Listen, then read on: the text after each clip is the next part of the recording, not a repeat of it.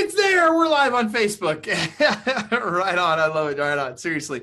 So, guys, I am super fortunate to have with me today Mr. Jesse Zagorsky. Jesse, as you guys know, is in San Diego, California. He is a real estate agent in San Diego that I've known for many years. I've had the good fortune to work with Jesse now for, 6+ years. And absolutely love this man. Jesse is the kind of man I want to become. And I don't say that lightly. That's actually a pretty big deal for me to say that. There's not a lot of guys that I really feel that strongly about in my life. And I will tell you that I love Jesse Zagorsky. I really believe that his heart is as genuine as they come. I believe his skill set is as awesome as they come. I believe that his success is as great as they come. And so I'm excited that we get to learn from Jesse today. We're going to be talking about objection handling, and specifically objection handling for the real estate industry. So those of you that aren't in real estate, you're going to get something out of this too, right? Because Jesse's going to not only share with us how to handle objections in real estate, but the stuff he's going to be teaching, you can use to handle objections with your family, with your wife, your kids, other businesses, anything you do. The stuff that we're going to be talking about today is going to help with that. So Jesse Zagorsky, without any further ado, welcome, and tell us just briefly a little bit about you and where you come from. Sure, let's do it. And by the way, it will work with your family, your significant others, friends, anybody. The only group it probably doesn't work with, which I've now learned firsthand, is toddlers. Toddlers are immune to this is from someone who I have a 2.5-year-old. So a little bit about me. I have a 2.5-year-old. I have learned that toddlers are immune to almost anything that they don't actually want to do. It's very similar to some clients we work with probably, but hopefully they have a reason where a toddler is just a toddler. So love my. I can say there's nothing more fun than arguing with a 2-year-old. About price reductions or just about, oh no, you're talking about anything. Right, okay. That's hilarious. I love it. I am a broker here in San Diego, California, the beautiful banner above my head sitting right there. And I've been doing this for about 15 years. I'll do about just over $1 million in GCI, which I've done each year consecutively for a number of years. And I am a sales nerd. I am a sales geek. What do we have about now? We have about 30 minutes for this? Yeah, just about 30 minutes, yes. Okay. So, because I don't want to teach everything in detail that we're going to do at LABC. I want to go deep in a few things and give some teasers, but we got to give a reason for people to actually come to Denver and hang out in person, right? Well, yes and no. I mean, I say that because the reality is that, honestly, I think we're sold out. Oh, well, then I'll just teach it all here. That's perfect. No, they're still going to come and get massive value. But that being said, those of you that have not already purchased your tickets to Listing Agent Bootcamp yet, make sure you go on the website. And if it'll allow you, it's going to go on and off, right? Sometimes it'll allow you to buy the ticket. Sometimes it won't. If we're sold out, it won't. But we also have a waiting list. And so for those of you that are not able to get a ticket right now, we do have a waiting list. And frequently, not super frequently, but occasionally, someone will have something come up in their life and they just won't be able to make it. And we reach out to the first people that got on that waiting list first. So cool. And so that's my background. I've always been a study of the human nature, human dynamics. I've studied NLP, neuro-linguistic programming. I've studied all sorts of different ways that you can connect and relate to people. And step one in objection handling always starts with not generating the objection. So we could start there a little bit just in who you're being. Do I need to give any more background on myself before we jump in with this? No, let's do it, man. Let's jump in. First, everybody just know Jesse's a rock star. And by the way, if you have questions for Jesse, if you are on the webinar, type it into your chat or your questions and answers box, and we will do everything we can to answer your questions. If you are watching on Facebook Live, make sure you type your questions in on the Facebook live stream that you're watching. And again, we'll get to your questions as quickly as we can. So Jesse, talk to us. What are some examples of and ways that we can resolve concerns and objections in real estate? So the first way in terms of generating objections, number one is make sure you understand the difference between a question and an objection. I always start here. And if you've heard me talk before or you've studied any objection handling, if you're an objection handling master watching this webinar right now, some of the things I talk about might be they might feel basic. However, really stop and ask yourself, do I ever make these mistakes, right? Confusing a question for an objection is something that I do. I'm guilty of it, and I've done this for years, right? I was at a listing appointment yesterday, and the seller, we're walking through the house, and suddenly she busts out with, "What's your commission?" Right? Out of nowhere. And It was unrelated to anything. And so my first instinct was to say, it's a great question. We'll talk about it at the end. But frankly, we're kind of wrapping through and we're going back to the paperwork anyway. And we'd gone through all that and she had another question. So I just answered it, very straightforward. And she said, okay, great. And that was it. It wasn't an objection. So you didn't go into like an objection handler at that point? Nothing. There was no need to go into anything. It was a question. If you're going to sell your house, it is a legitimate question to ask someone, what do you charge? And the way you answer that question, and this is the most common objection that I think most people we discuss is around commission, especially with discount brokerages and things like that coming up. This is where most people tend to ask me questions about in terms of objection handling.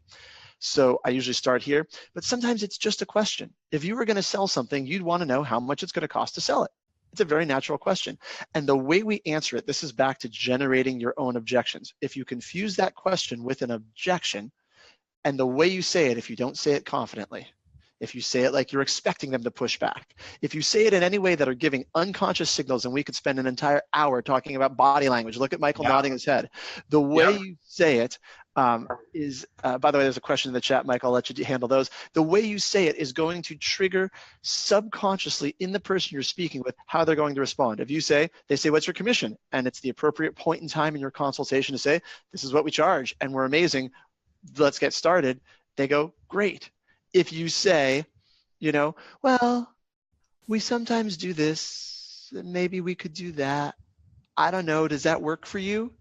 And I'm exaggerating, no one watching this does that, but we send off subconscious signals where our body language, our voice will say, I charge X percent. Notice I'm not saying actual percentages. That's not the whole point. It doesn't matter what you charge. It's about whatever it is that you charge, that's what you're going to charge.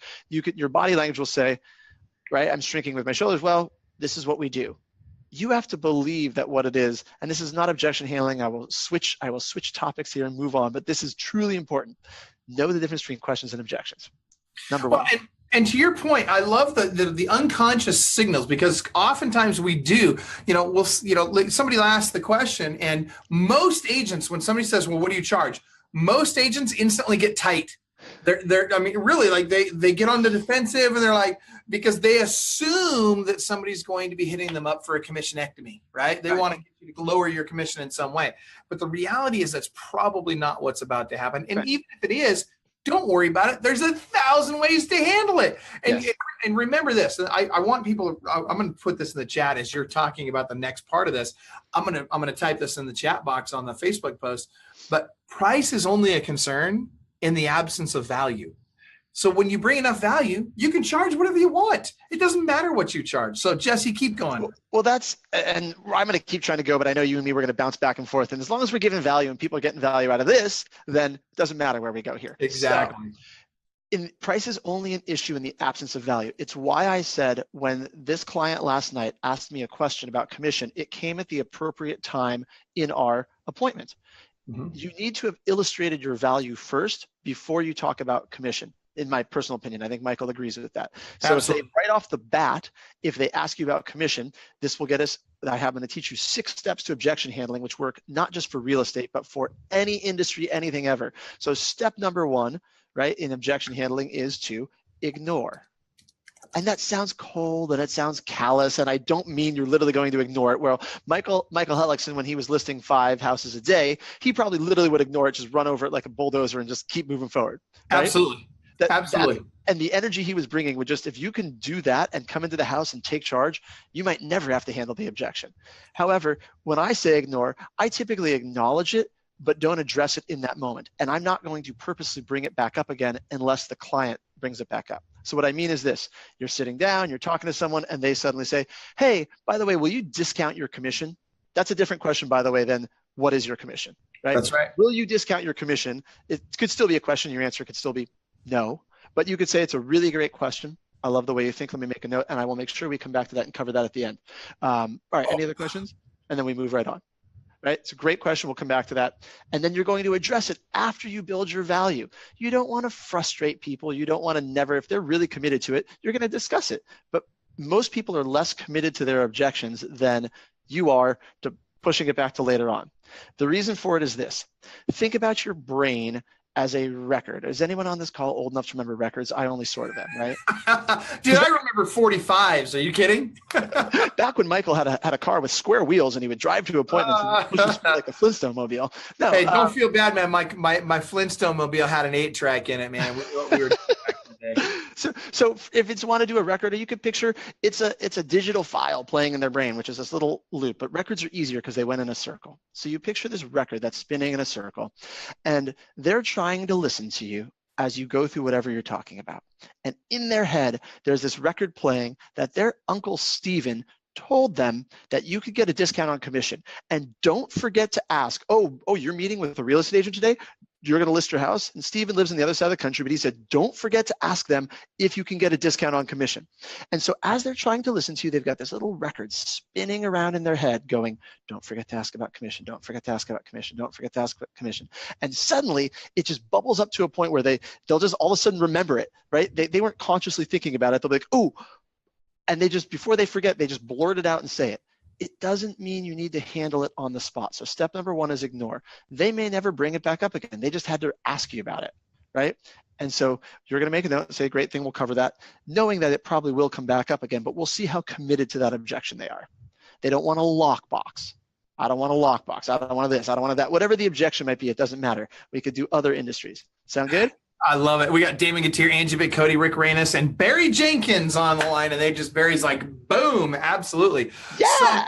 So let's ask you this. I want to help this agent because this always happens when we start talking objection handling and the objection on price comes up. Everybody wants to know, well, how do I handle that objection on the commission? Because it's such a big objection, and I always get answered. So John asks, what if it's a high-end seller who's sold multiple properties and says up front, I've never paid more than 5%. So let me tell you, Mr. Realtor, I will not pay more. It's a very good question. And here's where, can I give a moment of honesty here? No matter how much we talk about all of this stuff, right? I'm in San Diego where price points are high. If you're selling $1 million, $2 million house or whatever high end is for your market, and someone's not going to pay more than 5%, but you typically charge 6%. And again, we should talk in apples or whatever it is, right? For the sake of this is whatever your commission might be, right? If you normally charge more than that, but as a business decision, you go, wow, it's still a good commission. You're going to do what you can to assess it, but at the end of the day, you may not always get it, right? But it's okay to have some fun with this and see what you can do to negotiate. So what would I do with that one? I would never pay more than X%. So I'm going to use a technique. I'm just going to jump right here into some of the techniques. We'll come back to the 6 stages of objection. Perfect. That my favorite technique for commission is going to be the level shift. Some of these guys, Damon, Barry, that we've talked about before, you've probably heard me say this, but it's because it just works. And it's not like it's rocket science. It's a very simple concept. The level shift or the reframe is this. You take something that the client has said. So I'm reading from the chat box. He said, up front, I've never paid more than, okay, so first of all, let me go back to what he said here before I explain the level shift. He said up front, I've never paid more than X%. So if this is on the phone, the answer is great, totally respect that. When's a good time for me to come over? 4 or 6 o'clock? Because you're not going to negotiate that up front over the phone. The first thing you get when you walk through the front door and they say, just remember, I'm not paying more than X%. Totally respect that. Show me the house. Or totally respect that. Let me get and do what you're going to normally do, knowing that you probably will have an uphill battle to go. You have to address it later if they're that adamant about it, but it's the right time and place. So when you get to the right time and place, here is the level shift. You're going to take something they've said and you're going to associate a new meaning with it. I cannot go head to head with someone saying, I will not pay more than 5% and say, but you should pay more than 5%, but I won't pay more, but you should pay more, because that's a silly toddler type argument. Instead, I'm going to bring it back to value. What I'm really hearing you say is when you sell this house, you want to make sure you have the absolute most amount of money possible in your pocket. Is that correct? So is that what he said? No, not necessarily, but it's a very logical connection that easily he could say, well, yeah, that is what I want. Now we're no longer talking about 5% versus X% versus Y%. Now we're talking about, can I, Jesse Zagorsky, bring to him the most money in his pocket versus all other agents? So this is where you have to know. So John, good question. Now we get into the handling section of it. And this is where you really have to know what you do to bring value. Do you believe and can you illustrate that you can net him more money than other agents? Right? If he believes, my guess is that this client probably believes that all real estate agents are the same. It's a very common belief that people have because, frankly, a lot of real estate agents are the same. So whether you're going to use statistics, stories, whatever, there's a number of ways to do this, and this is why I love teaching more of the concept and letting you have to put your own flavor on it. I can tell you what I say, right? Because I use statistics as to how much closer list to sale ratio we do than the average. Look at days on market. You look at other factors that will influence this. I tend to go a lot towards statistics and numbers, but you can also tell stories based on, you know, getting what you paid for, and that we can cover that. We'll have a few minutes to cover that also, and how to use a story to handle this. But John, does that answer a little bit of your question? He said, yeah, that's exactly what I said, but it didn't resolve the concern completely. You know, and I would throw in there, I mean, there's lots of, if you want to, there's techniques and there's scripts, right? And they're two different things. Mm-hmm. And both are good. I'll give you a script that I would memorize that sometimes can help with this. I would say something like, okay, John, so let me ask you this. What's more important to you? How much I make on your property or how much you make when selling your property? You know, and find out what's really, truly important to him, because to Jesse's point, when you can isolate the objection at that point and figure out, okay, is it that they want to get a certain amount, or is it just they don't want to pay real estate agents because they don't like real estate agents for some reason? Those are two very different things. So you just said isolate, and I will come back to commission and I will give more specific stuff for John to use here. But I want to make sure we get the basic overview format. So the first step was ignore. The second step is to ignore, then restate, right? So when it comes back up again, this is where a reframe or a level shift comes in, right? We're going to restate it saying, look, I like the way you think. Sounds like you really want to make sure you get the most amount of money in your pocket possible when we close this transaction. Is that correct? So ignore, restate. If you're writing these down, the next one is isolate. So before you handle this objection, make sure that you know every other objection that goes with it. So once you say, look, you want to have the most amount of money in your pocket, is that what you're looking for? He says, yes. You say, great. Other than commission, is there anything else that would stop us from working together? Or other than commission, is there any other questions you have that you want to make sure we answer before we start working together? If you prefer to say it in the positive and keep it like, look, I know we're working together. What other questions do you have? Get everything else on the table. So that way, you know, when you handle it, it's done deal, you're signing this contract. Okay. So ignore, restate, isolate, then you're going to cushion it. Cushion means you're taking the edge off. So you're going to go to this client and you're going to say, hey, by the way, this question you're asking about how to get the most amount of money in your pocket possible, you are totally on track. This is the number one thing my clients ask me directly before they hire me to sell their house. Okay, cushioning. You're making them feel normal. In psychology, it's called normalizing. And I just planted a little future pacing command there that they're already hiring me to list their house.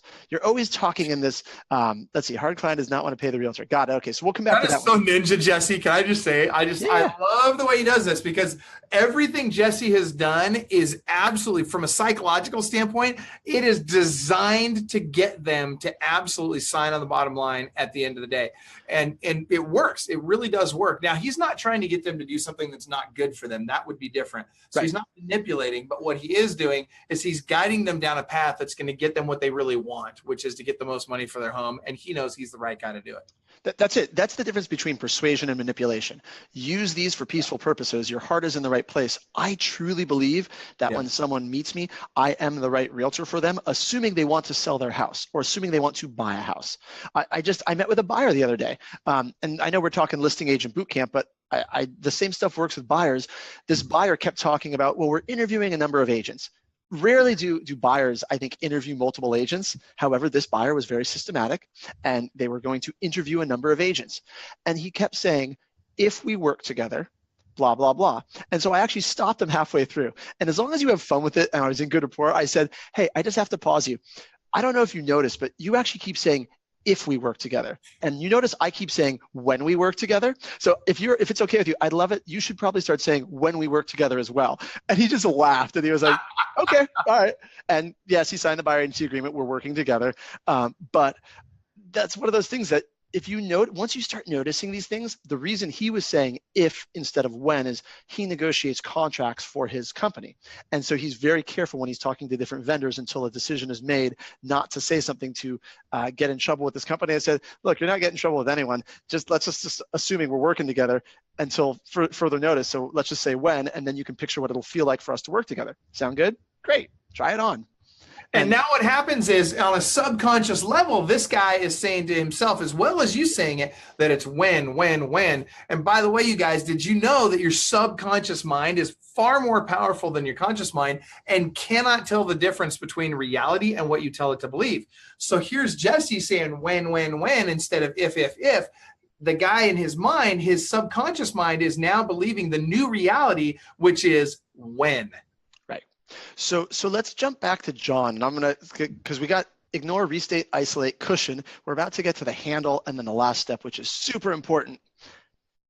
Remember the last step? You know the last step of objection. Go for it. Dude, I'm letting you do this. I'm just typing. All right. Well, let's leave it for a minute. We'll come back to the last step. This is the most important part of it, though.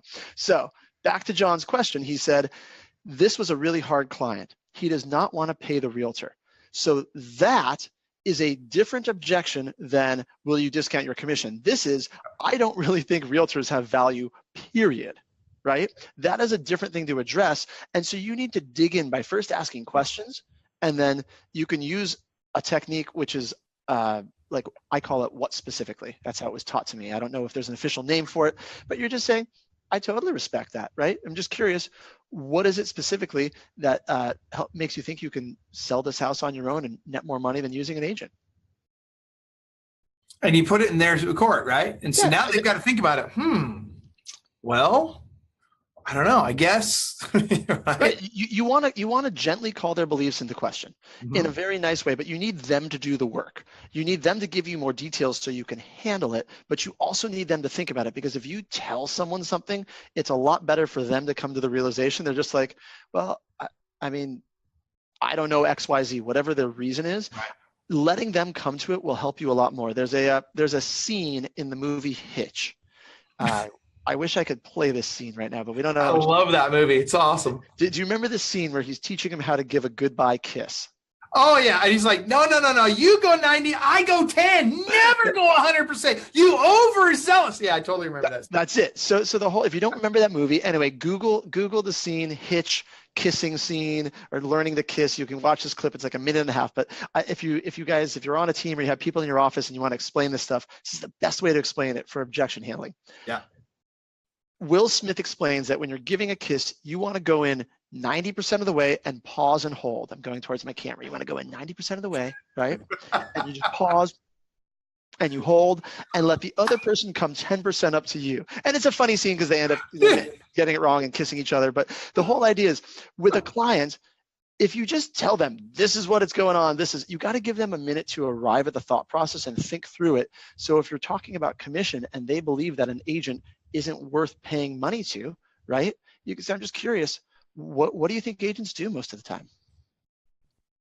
Let them tell you, right? Nothing. They stick a sign on the ground and then be ready to explain all of the ways that you do things to add value that they hadn't considered. Well, did you know XYZ? Did you know, I know someone was, Barry's on here, targeted Facebook ads, right? Barry could probably launch into talking about, did you know that using demographically targeted Facebook ads, or I guess we don't use demographics, but we use customized, because that's a violation, so forget that part. We just use some sort of targeting in Facebook ads in geographic areas. There we go, we can do that. Geographically targeted Facebook ads to find the perfect buyer for your house. This is the database we have of buyers. This is what we do. We have a database of 15,000 buyers, 6 buyers, 100 buyers, doesn't matter.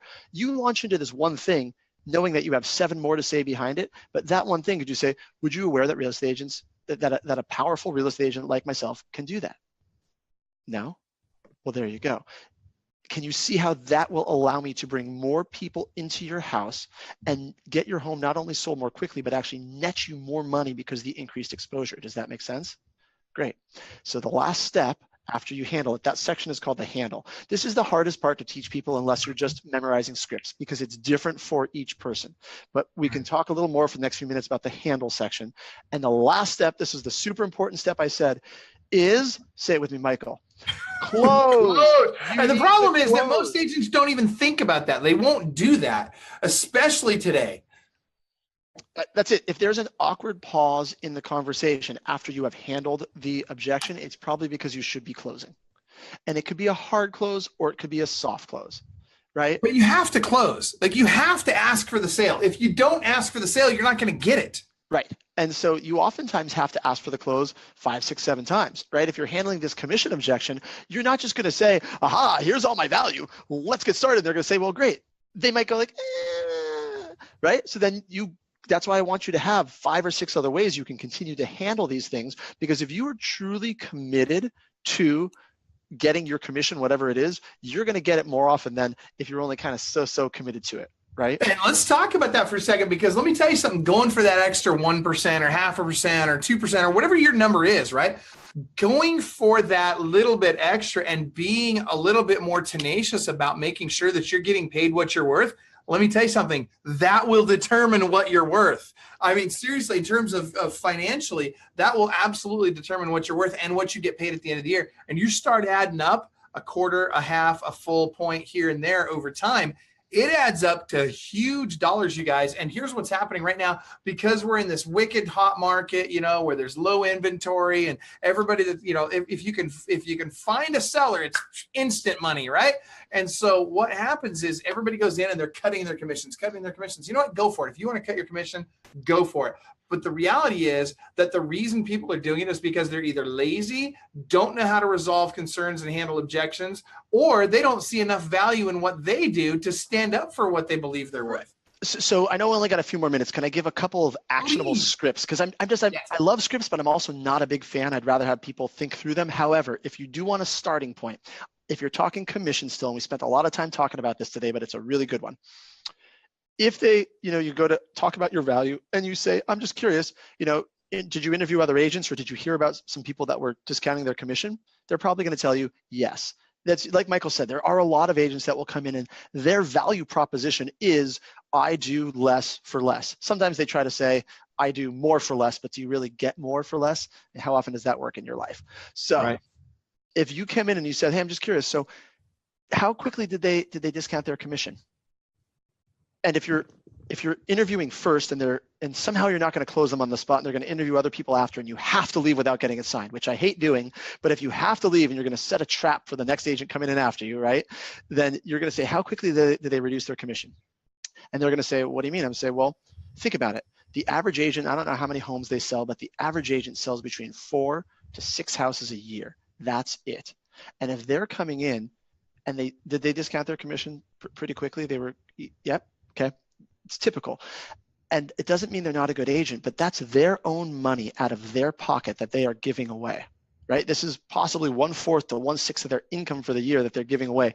So if they can't even negotiate their own commission, as someone just typed this in, if you can't even negotiate their own commission, you know exactly where I'm going. If they can't even negotiate their own commission and they're willing to give away their own money, how quickly when they're negotiating your sales price, could they say something to give away $10, $20, $30,000 of your money and the equity in your house without, they might not even knowing they're doing it and giving it away?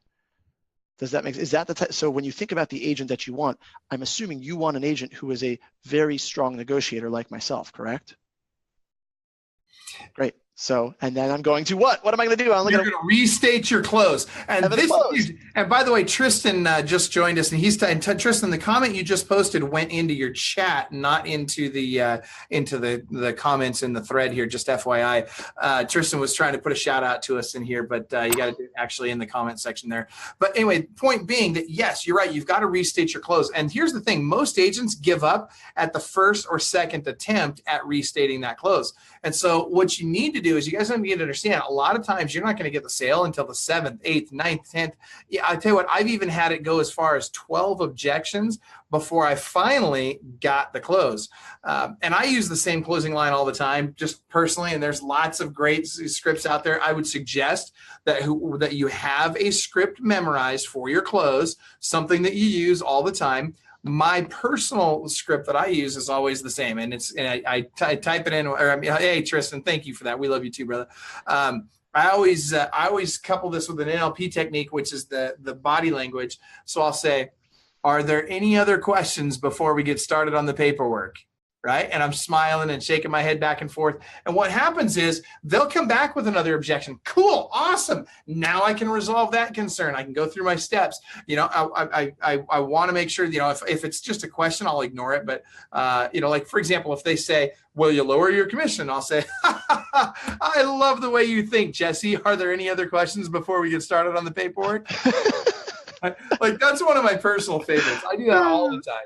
I love it. If you want, and you can use that close over and over. Michael clearly has done it. It works. You can say, if you memorize one, memorize that one. Some people, if you want a few different, let's see, George is asking, do you have your objections in PDF form, Jesse? I don't think we do right now. We have some of this in PDF. I'll make sure we put something together. We can send it out. But as you were saying, Michael, if you want one, you're going to use, but some people might want to have a different variation to use. I like having a few different ones. I love towards the end of the listing presentation, if I'm closing for the second, third, fourth time, you come up with a softer close. So, right, you handle the objection and you say, so were you ready to get your home on the market next week, or did you need another couple of weeks to get it cleaned up before we actually go live? So alternative choice close. I love it. You're giving them two choices. You're taking them. Now we're into the logistics of what it's like to be listed. I didn't say, are you hiring me? I just said, I'm moving right past that to we must be moving forward. So are we getting it live on the MLS next week, or are we needing a couple weeks to clean it up first? I'm still going to sign the listing agreement today. I'm going to have an exclusion from the MLS form until whenever date we said it was. I don't care if it's 9 months in advance, but that's another very easy. You could say, there's all sorts of alternative choice closes you can use for closing, such as, right? So do you want to put the lockbox on the front door, or is it around the hose bib on the side? Is that better? And the old school really cheesy is like, do you want to use your pen or mine? You know, like those ones people see through, but super logistical things, people don't even know that you've now, and I don't mean to be, you know, we're not being manipulative, we're being persuasive, right? So it's just very straightforward. The photographer, do you think it's better to shoot photos here during the daytime, or is the afternoon depending on how the light's coming in? Right? Things like that. Using multiple closes, because if you're going to say this a few times, you're going to feel like, how do I say the same thing over and over again? You can, but this will help. Yeah, and you know, here's the thing, you guys, having some of these memorized, really what it does, and by the way, Kevin Markarian, shout out, it's good to see you on here, brother. And so, you know, here's we're not big believers in you've got to memorize every script in the world. We really want to teach you how to have dialogue, right? And that's what Jesse's doing, is he's teaching you the communication patterns, the language patterns that will allow you to resolve any concern, whether you have an objection handler memorized or not.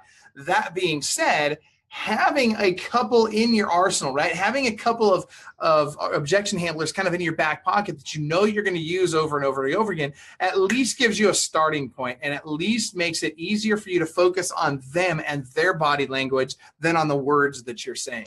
Right. That's why Tristan, I appreciate that. I'm just reading some of the comments he's saying, like, if you're going to put out a PDF, at least change it up, because clients have been hearing these same old scripts forever, and they have. That's what I'm saying. The close of, like, do you want to use your pen or mine? We jokingly say things like that, but even though they may work, people can see through it. Clients have become more and more sophisticated that I don't want to teach rotely memorized scripts. I want you to think about, how do you phrase this? And the more you can put your own personality and creativity into your response and go back to then listening and connecting with your client, that's how these objection handlers work even better. It's not really a handler so much as I guess they're objection handlers, but they're objection removers, right? We're not just trying to handle it. We want to address it and move on from it.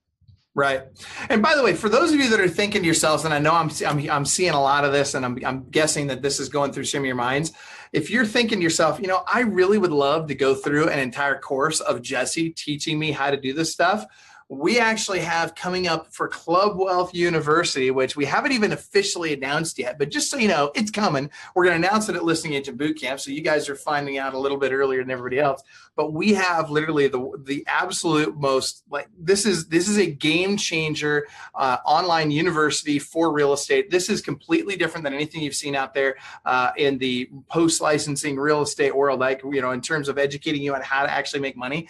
Jesse is going to be working on our NLP course, which is going to teach you all of these cool things that you can do in terms of language patterns, how to resolve concerns, objection handling, all that kind of stuff. If you're interested in finding out more about that, type in Club Wealth U or Club Wealth University in the chat box there so that we can make sure we remember to reach out to you when it goes live. But do you want me to scare everyone away from taking that course? You ready? Yeah. You actually have to practice them to ingrain them and learn them. Sorry, guys. So still tell us you're interested, but that's the key. None of this stuff is, I mean, I saw Kevin Markarian, thank you for the shout out. He said, I'm seriously psychic with this NLP stuff. It just comes from practicing it, really. I mean, some of this stuff I learned naturally, and some of this stuff is because I've just practiced it for years and I love it. And so it doesn't feel like hard work. It's just something I truly enjoy doing. I used to write out my sentences by hand and, 10 a day, every day. And it's not hours of practice. It's like 20 minutes a day, 5 days a week for a while. I won't tell you how long is a while, but it makes a difference. But you're hitting the nail on the head. It's kind of like prospecting, right? Like I don't want to go out and prospect 20 hours in a day. I'd be better off prospecting 2 hours a day for 10 days. I get better results. I'm on my game. And the same thing is true with whatever I want to learn, right? That's why we don't say to somebody, hey, come into Club Wealth and we're just going to dump all the information on you, because you won't learn it. You won't internalize it. And it's really about internalizing this stuff line upon line, precept upon precept, so that what happens is it becomes a part of you and you don't even realize that it's happened. You all of a sudden find yourself in a situation, you're like, oh, I just said that thing that I heard, I just used that line or that technique that Jesse taught me and it worked, but it becomes subconscious. Go ahead. That's the biggest part of objection handling, I truly believe. And the more you focus on scripts, this is a side benefit that you don't even realize. This is why I don't dislike the scripts, because they do serve a purpose. Even if you're using the same old tired, trite scripts and you feel like your clients have heard them a bunch of times, if you're doing it in an authentic way and it gives you a sense of confidence, your clients, they won't remember exactly what you said, but they'll remember how you made them feel. And because of that, in that moment when you are feeling like a powerful salesperson, that just by watching this, guys, you are becoming more and more powerful. I hope you know that. So if you're feeling this power inside you as you're sitting with a client, and it's a confident, calm, but connected power, they're going to resonate with that. And they're going to start to be warmed over, not only by the words you say, but by this feeling of like, I feel like I want to work with this person. I don't know what it is. I have clients saying this to me, right? That I had someone, the person from the appointment yesterday said to me, you beat out a couple other really big agents. And I saw the folder sitting on their table, and they were big local agents. And they said, you beat out these other agents. And I don't know if there was anything specific. I just really felt like it was, I just knew I wanted to work with you. That's the thing. And I love what you just said. And I hope you guys heard that, because we say this all the time. I don't know who coined that phrase originally, but it's not just a phrase, it's the truth. And I want to say it was Zig Ziglar. I could be wrong, but they won't remember what you said. They will remember how you made them feel. And you guys, that is so important. I think it was Maya Angelou. Is that possible? I'm Googling it right now. It may have been. Very possible it may have been Maya Angelou. And I probably misquoted it to some degree. But the point is... No, you nailed it. That's exactly it, man. Go ahead. Well, it really is, though. It's about making sure that you leave them with the feeling that, hey, I can do this. I can do it here. I can do it now. Same thing goes with public speaking, right? If I'm speaking at an event, it's very important that I project confidence and that I help them feel confidence in themselves. If you can help people feel confident in themselves, you give them unconscious or subconscious permission to elevate who they are right now and to become even greater than what they are. In every way, and everybody you touch, if you're focused on that, how can I elevate this person? How can I fill their bucket? Guess what? The results that need to come will come. You will get what you want. They will get what they want, and everybody will be uplifted and empowered. So go ahead. Did you find it? Yeah, but I have found like 6 different references to different people. Definitely not necessarily Maya Angelou. She used it in a speech in some year way back when, but I have it attributed to everybody from the Hamburglar from the McDonald's commercial to like 6 other people. Hamburglar, man. I love the way Hamburglar makes me feel. I love those. Deep thinker, the Hamburglar. Yeah. Can't you tell?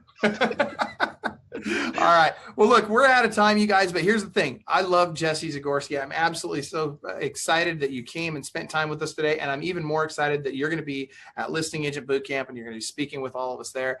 And I am so excited about Club Wealth University and your contribution to Club Wealth University in terms of this NLP course, which we got to still figure out what we're going to call it. But oh my gosh. Let's do it.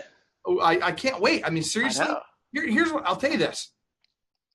particularly when it comes to sales skills, I feel like, and there's some great courses and some great instructors out there. Don't get me wrong. You and I are friends with a lot of them. We've even promoted many of them and had success with them, but there's something missing in the way that they're all taught. And there's been a gap, in my opinion. There's been this huge gap in the knowledge base of real estate agents. And then specifically in the last 5 years, I feel like as a group, real estate agents have lost the ability to sell, have lost the ability to communicate in a way that conveys the message and in a comfortable, natural fashion gets people moving forward in the things that they need to be progressing in. And what you're going to be teaching in the course is going to help solve that. So I cannot wait to get this thing in place, because it's not, although a lot of people have talked about that, they've never really packaged it in this way and made it consumable in the way that you have, and made it easy for agents to both learn it and to internalize it so it becomes truly a part of who they are. So I'm excited. All right, I'm excited too. So, right on. All right, Jesse, any parting thoughts before we wrap up today?